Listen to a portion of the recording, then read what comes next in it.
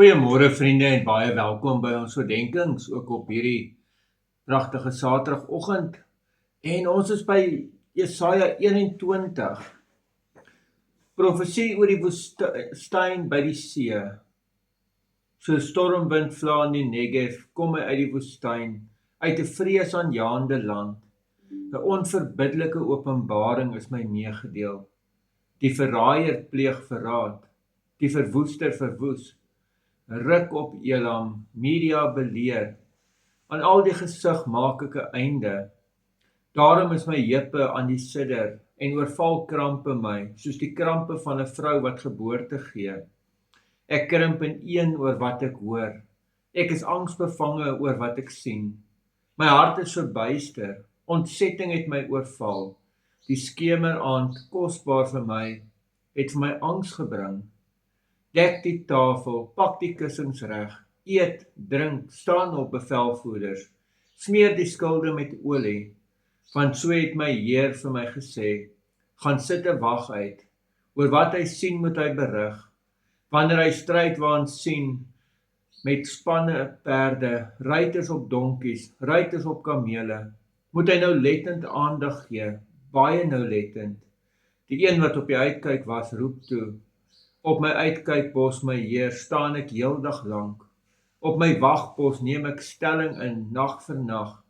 Kyk daar, 'n man op 'n strydwa met 'n span perde is op pad. Hy begin toe praat en sê, geval het Babel, en al die beelde van sy gode lê stikkend op die grond. My vertrapte volk, deel van my dorsvloer, wat ek gehoor het van die Here, heers oor alle magte, die God van Israel, het ek julle meegedeel. Profesie oor Duma. Iemand roep na my uit Seer, brandwag, hoe lank is die nag nog? Brandwag, hoe lank is die nag nog? Die brandwag antwoord, die môre kom, maar ook weer die nag. As julle vra, kom weer terug. In die ruigte in die woestyn met julle oornag, karavane van die mense van Dedan. Bring water om die wat dors het te ontmoet. Julle wat in die gebied van Tema woon, gaan die vlugtelinge tegemoet met kos vir hulle. Want vir swaarde het hulle gevlug, vir die ontblote swaard, vir die gespanne boog, die geweld van oorlog.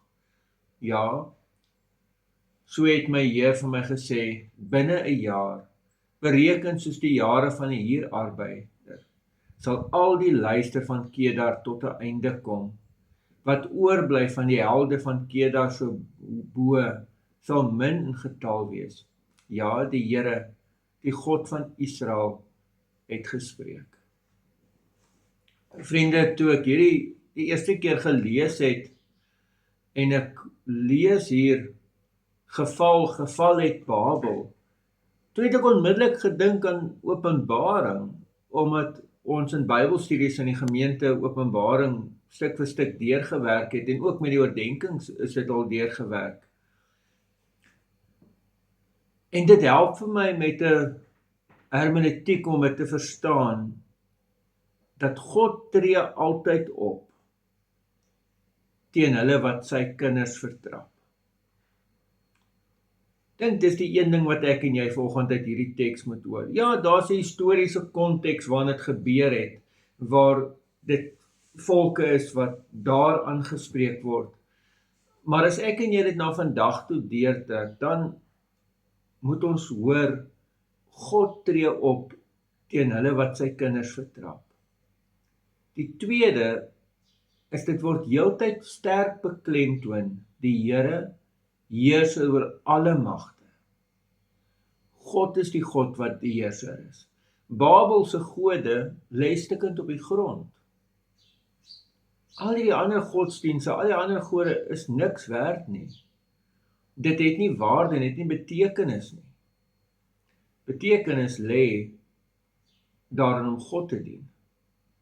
Kom ons hou aan hierdie waarhede vas. Amen.